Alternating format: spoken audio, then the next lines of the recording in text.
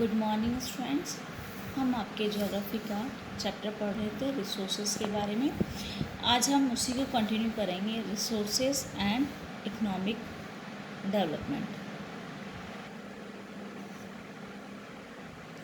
When people enjoy a higher standard of living, it is called economic development. किसी भी देश के लिए जो है वहाँ के जो लोग रहते हैं उनका स्टैंडर्ड ऑफ लिविंग जो हाई होता है उससे आप पता कर सकते हैं कि उनका कितना इकोनॉमिक डेवलपमेंट है।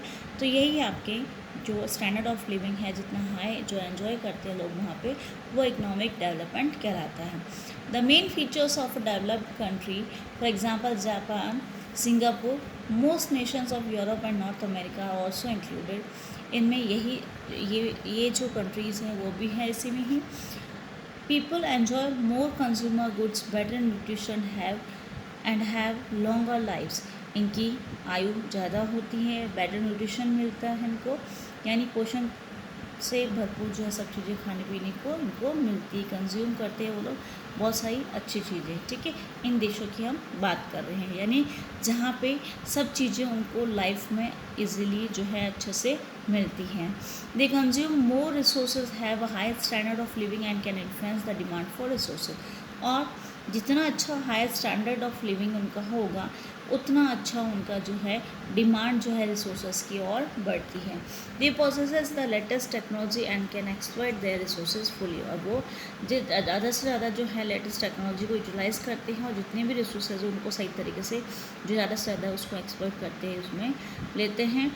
There productivity per hour is higher than that of the developing nation. जो डेवलपिंग कंट्रीज़ हैं वो उनसे ज़्यादा उनका प्रोडक्टिविटी है हायर। ठीक है, यानी यहाँ पे प्रोडक्शन ज़्यादा होता है। हमारे यहाँ जैसे हम लोग डेवलपिंग नेशंस में आते हैं तो हमारे यहाँ इतना नहीं है। दस economic development of a country depends on, यानी इकोनॉमिक डेवलपमेंट जो है किसी भी देश का जो है डिपेंड करता है किस किस चीज़ों पे। पहला, availability of different resources in the region. वहाँ पे जितने भी रिसोर्सेज है वो कितने अवेलेबल हैं।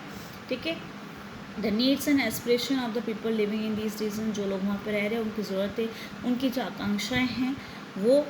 और and the skills and technology possessed by them. जो भी स्किल्स, जो भी कौशल या नई टेक्नोलॉजी तकनीकी वो यूटिलाइज़ करते हैं उनके द्वारा।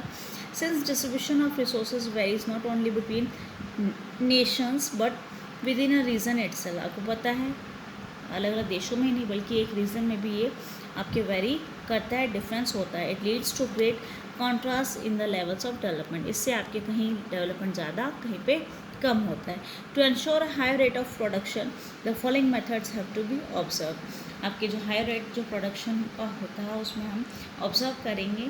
कुछ मेथड्स आपको दिए कैसे आप ऑब्जर्व कर सकते हैं। Firstly, technology should be use immensely. आपकी जो टेक्नोलॉजी है वो यूटिलाइज होनी चाहिए आपके यहाँ पे एफिशिएंटली तरीके से, और प्रैक्टिकली उसको यूटिलाइज किया जाना चाहिए।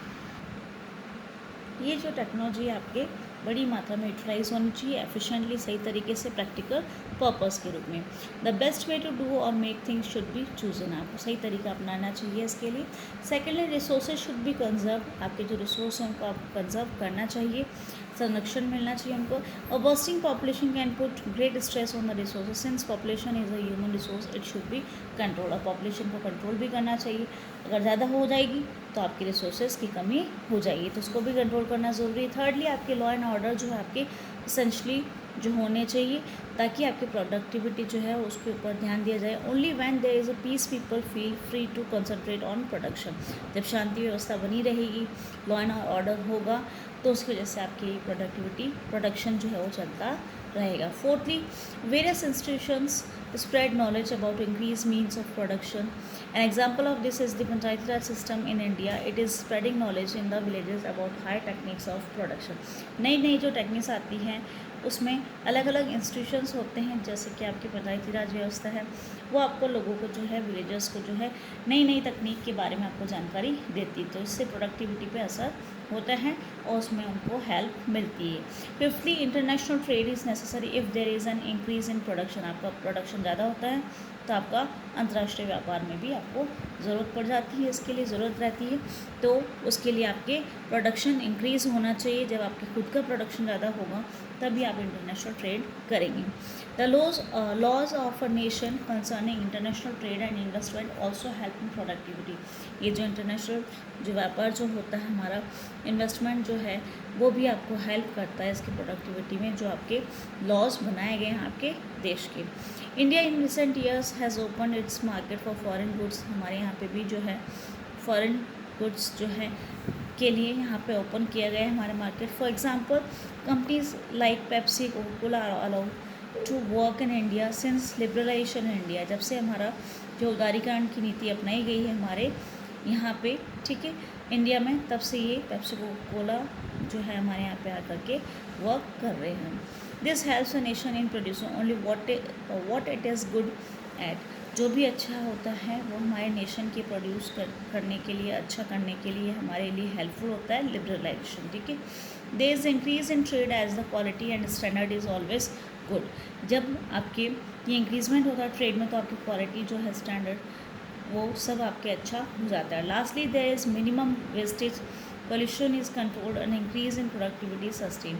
ये सब चीज़ें आप मिनिमम जो वेस्टेज है वो कम करेंगे, पोल्यूशन जो है उसको भी कंट्रोल करना चाहिए, और प्रोडक्टिविटी जब इंक्रीज़ होगी तो उसको आप आगे तक बढ़ा करके रख सकते हैं। ये तभी होगा जब आप इन रिसोर्सेज को कंजर्व करें। तो conservation of our resources and its need, क्यों ज़रूरत पड़ती है हमको इन रिसोर्सेज को संरक्षण देने के लिए, कंजर्व करने के लिए, क्योंकि अगर ख़त्म हो गए तो आपके जो नई जनरेशन है उनके लिए कुछ नहीं रहेगा। As discussed above, we have studied that the resources are very important and should be conserved. आपके लिए बहुत important होते हैं और इनको कंजर्व करना ज़रूरी होती है। But a question generally arises as it, why should we conserve our resources. Question ये आता है कि आपको क्यों ज़रूरत पड़ती है, हमें क्यों करना चाहिए इनको कंजर्व, हमारे रिसोर्सेज को क्यों बचाना चाहिए, संरक्षण क्यों देना चाहिए। Some of the natural resources are renewable like water, plants, land et cetera, because they can be used again and again, while others like minerals are non renewable resources because once use they cannot be renewed. हमने पढ़े थे renewable, non renewable. Renewable जो है उनको आप दोबारा से utilise कर सकते हैं, लेकिन नॉन रिन्यूएबल का आप यूज़ नहीं कर सकते, एक बार ख़त्म हो जाएगा जब आप एक बार यूज़ कर लेंगे, दोबारा से उसको रिन्यू नहीं कर सकते बार बार। But there is a great need of conserving both types of these resources, और हमको इन दोनों ही तरीके के जो रिसोर्सेज है, रिन्यूएबल, नॉन रिन्यूएबल, दोनों को ही बचाने की ज़रूरत है। There is no doubt that land, water, plants etcetera are renewable resources and can therefore be used over and over again. Land, water, plants जो है आपके रिन्यूएबल रिसोर्सेज, उनको आप दोबारा से यूज़ कर सकते हैं, ठीक है, अपनी नीड्स को फुलफिल करने के लिए। But there is limit to everything. हर चीज़ की जो है लिमिट्स होती है। If they are used unwisely and limitlessly there can be a lot of problems. अगर आप सही तरीके से उसको यूटिलाइज़ नहीं करेंगे, लिमिट से यूटिलाइज़ नहीं करेंगे, तो आपकी बहुत सारी प्रॉब्लम आ जाएगी। Not only it will lead to their depletion but also the natural equilibrium will be disturb. आपका जो इक्विलिब्रियम है, आपका जो समान जो चीज़ है, आपका जो है वो सब चीज़ें ख़त्म हो जाएगी, आपका ये सब चीज़ें डिस्टर्बेंस हो जाएगा। बस में जो भी आपके बैलेंस बना हुआ है वो आपका इकोलॉजिकल बैलेंस वो डिस्टर्ब हो जाएगा। The great demand of land for construction of houses and industries may take a heavy toll on the valuable cultivated land or may lead to deforestation। आपकी जो डिमांड है कंस्ट्रक्शन वर्क के लिए, उसके लिए आपके पेड़ पौधे वगैरह कटते हैं और आपकी कल्टिवेबल जो लैंड है वो भी जो है काम में ली जाती है। तो इसकी वजह से इंडस्ट्रीज़ जो सेटअप होती है इसके लिए आपकी ये लैंड जो है वो, उसकी वजह से आपकी डिफॉरेस्टेशन होता है। But such a thing would lead to a food shortage, और आपकी इस तरीके से फूड शॉर्टेज भी हो सकती है। डिफॉरेस्टेशन और indiscriminate cutting of trees leads to floods. अब जब आपके डिफॉरेस्टेशन होगा, जब बहुत सारे पेड़ कट जाएंगे तो सारे जंगल ख़त्म हो जाएंगे, उससे आके प्रॉब्लम्स क्या आएंगी, फ्लड्स होंगे, सॉइल इरोजन होगा and silting up of the river channels, जो है उनका भी सिल्ट जो है वो चला जाएगा। The need for conserving our minerals wealth is still greater. हमको बहुत ज़रूरत है इसको कंजर्व करने की। Firstly mineral resources are not renewable. ये जो मिनरल रिसोर्सेज वो रिन्यूएबल नहीं है। In other words we can not renew them. हम उनको रिन्यू नहीं कर सकते वंस दे आर यूज। एक बार ख़त्म हो जाने के बाद आप दोबारा से उसको यूटिलाइज नहीं कर सकते। Hence it becomes very necessary for us to conserve our mineral wealth at all cost. हमको किसी भी कीमत पे जो है सारे जो है उनको मिनरल्स को उनको बचाना है। Secondly, as civilisation and progress are based on our mineral resources. आपको पता है आपकी सभ्यता जो है उसका विकास जो है इन्हीं मिनरल्स के रिसोर्सेज के आधार पर हुआ। If they get exhausted there is every likelihood to fear that the whole artifice of civilisation will crumble. अब जैसे भी आपकी जो सभ्यता है वो उनका प्रोग्रेस सब इस मिनरल रिसोर्स पे ही आधारित है। अगर ये सब चीज़ें ख़त्म हो जाएंगी तो आपके लिए खतरा हो जाएगा, सब फिनिश हो जाएगा। Thirdly, in modern times the conservation of the mineral resources has become very important as these reserves can not last long in the modern industrial age. जो आजकल हमारा इंडस्ट्रियल एज है उसमें ये जो है नहीं रह सकता, ठीक है, इसलिए हमको इसको कंजर्व करने की ज़रूरत है। The rate of the mining and use in the more industrialised countries is very high. आपको पता है कि माइनिंग होती है, उसकी वजह से आपकी इंडस्ट्रीज़ जो सेटअप हुई है उससे आपकी बहुत बड़ी प्रॉब्लम हो रही है। It is also quite clear that those countries which are short of this mineral well try to make up their deficiency by importing them from other countries. जहाँ पे कमी होती है वो लोग वहाँ से इम्पोर्ट कर लेते हैं दूसरे देशों से। But both as a result of their self use and trading the mineral resources of the world can not last long. As such there is a great need to conserve these minerals. और जैसे भी जहाँ से भी वो available करते तो वहाँ पे वो प्रॉब्लम हो गई, इस वजह से ये जो है ये प्रॉब्लम रहती है और सभी को सफ़र करना होता है ये मिनरल रिसोर्सेज के लिए। इसलिए हमको ज़रूरत है इनको कंजर्व करने की। रिसोर्स और जो हमारे सस्टेनेबल डेवलपमेंट की हम बात करें, सस्टेनेबल डेवलपमेंट जो है means that development should take place without damaging the environment. ऐसा डेवलपमेंट जो कि आपके बिना किसी पर्यावरण को जो है नष्ट किए हुए आपका डेवलपमेंट करना। It also should not affect the needs of the future generation. और जो फ्यूचर जनरेशन है उनकी ज़रूरतें हैं, उनकी जो नीड्स है उसको भी अफेक्ट उनके ऊपर भी जो है असर नहीं होना चाहिए किसी भी तरीके से। इस तरीके से आपका डेवलपमेंट होना चाहिए। The demand for resources has increase in the world faster than the population growth. जितनी पॉपुलेशन बढ़ रही है उसके अकॉर्डिंग जो है उनकी डिमांड जो है वो भी इंक्रीज़ हो रही है आपके। और रैपिड इंडस्ट्रियलाइजेशन जो हो रहा है वर्ल्ड में उससे और जो economic growth has led to depletion of natural resource से आपकी कमी आ रही है। For example the stock of natural fossil fuels from which we get energy is limited. आपके जो एनर्जी मिलती है वो भी लिमिटेड है। They can one day be completely exhausted. एक बार वो ख़त्म हो जाएंगे एक ना एक दिन। तो developed countries like USA use fossil fuels 5 times more than the world average. World के एवरेज से देखें तो कितना वो 5 टाइम्स जो है आगे यूटिलाइज करता है USA। Fossil fuels and minerals have damage environment and ecology, दोनों को ही वो डैमेज कर रहा है। Over use of soil has cause infertility in many areas. अगर आप ज़्यादा जो है इसको यूटिलाइज़ करोगे उससे आपकी जो फर्टिलिटी जो है उसमें भी अफेक्ट होता है। Wide spread deforestation and killing of birds and animals.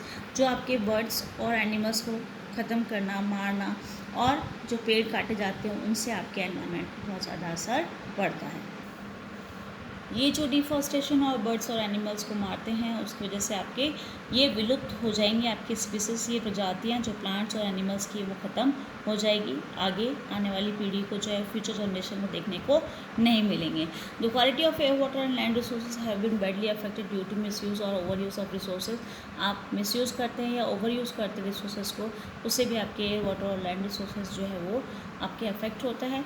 If sincere efforts are not made to stop, अगर आपके सिंसियर एफर्ट्स नहीं किए गए इसको डैमेज जो है होने से नहीं बचाया गया इनको, तो आपके जो एफर्ट्स नहीं किए गए उसको रोकने के लिए, तो जो रिसोर्सेज है will not end can not last long, तो ये आपके रिसोर्सेज नहीं बचेंगे।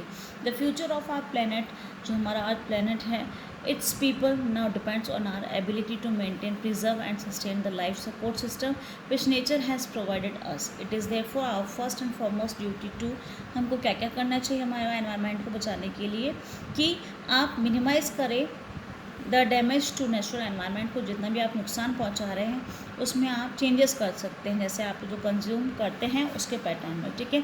आप जहाँ ज़्यादा ले रहे हैं वाटर वहाँ आप कम कर सकते हैं, अलग अलग चेंजेस आप उसमें लेकर के आ सकते हैं। Eradicate poverty, reduce the gap between the developed and the developing nations. ये जो गैप है आपके रिच और पुअर का, पॉवर्टी को लेकर के उसमें कमी लानी चाहिए, ठीक है। Improve quality of human life through interaction among all the nation. सभी के बीच में अगर आप इंटरेक्शन करेंगे सभी नेशंस के बीच में, तो आपकी जो क्वालिटी है ह्यूमन लाइफ की वो भी चेंज आ सकती है। नेक्स्ट आपके है, आपको एक ऐसी स्ट्रेटजी या तरीका अपनाना चाहिए इकोनॉमिक ग्रोथ ग्रोथ का, दैट इज़ एनवायरनमेंट फ्रेंडली होना चाहिए, ठीक है, इको फ्रेंडली जिसके मार्क करते हैं, conserve the diversity and vitality of our earth, जो हमारी डाइवर्सिटी उसको ध्यान में रखते हैं, जो है इसी तरीके से हमको इको फ्रेंडली जो है तरीके या स्ट्रेटजी या तकनीक हमको अपनानी चाहिए, एफर्ट्स आपको ऐसे अपनाने चाहिए। To utilise and sustain renewable resources, आप ऐसे को एफर्ट्स लेने चाहिए जिससे आपके जो है इन रिन्यूएबल रिसोर्सेज को आप बचा करके रख सके आगे आने वाली जनरेशन के लिए।